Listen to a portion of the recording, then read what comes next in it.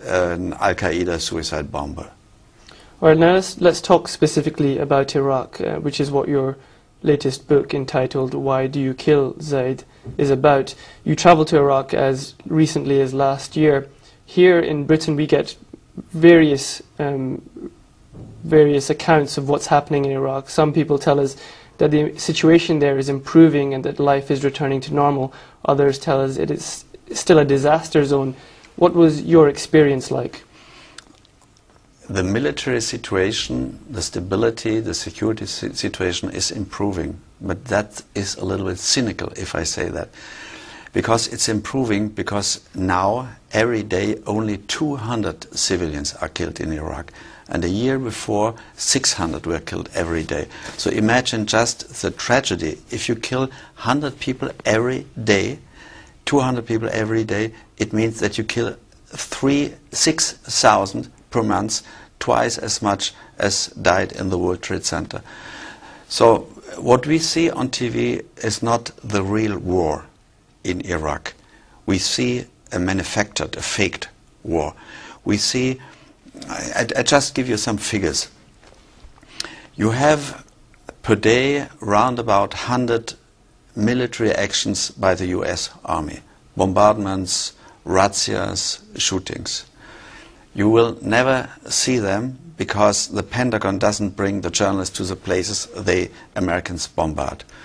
You have round about 100 per day, 100 military actions by the resistance, the real resistance, the real freedom fighters that fight against the American troops, that don't attack civilians. 100 actions. You will never see them on TV because if the Pentagon would bring the journalists to the places where the freedom fighters, the Iraqi resistance, is fighting against the American troops, they would have to accept that there is a resistance in this country, and this resistance is supported and backed by around about 70% of the population. You will never see it. What you see on TV is you have every day, not 100 or 200, 1 or 2 or 3 suicide attacks by this tiny group of foreign Al-Qaeda fighters in Iraq.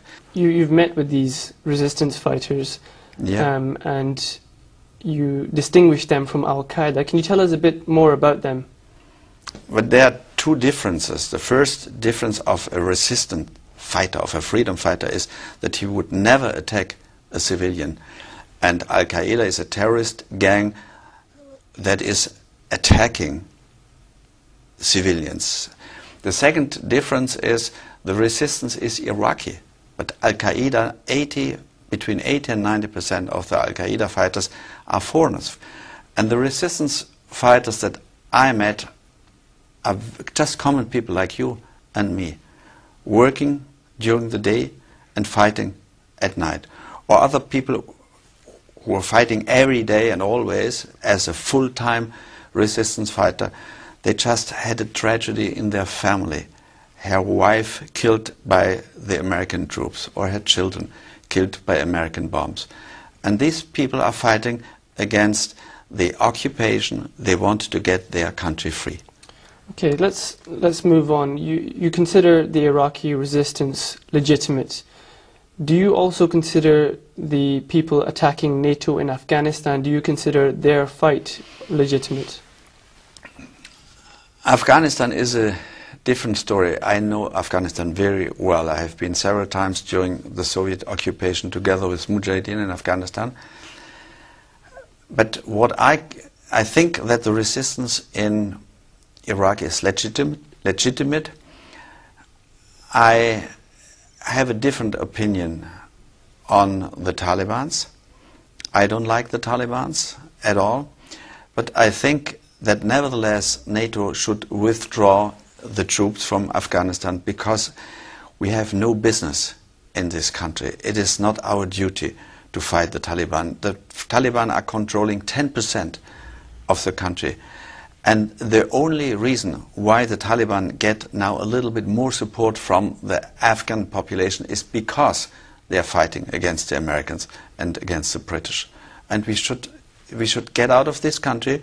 This is an internal problem of Afghanistan, and the Afghan have to solve this problem alone. And there's no reason why our soldiers should die in these countries, and why NATO should kill innocent people in this country, because NATO has killed around about 6,000 people last year, but half of them were innocent civilians. So in terms of the Iraq War, that's a complete disaster in your opinion, and in your piece you say that the war on terror stems from ignorance on the part of our politicians. But are our leaders really that misinformed and blind to the reality of what's going on, or do you think there's something more sinister at work here?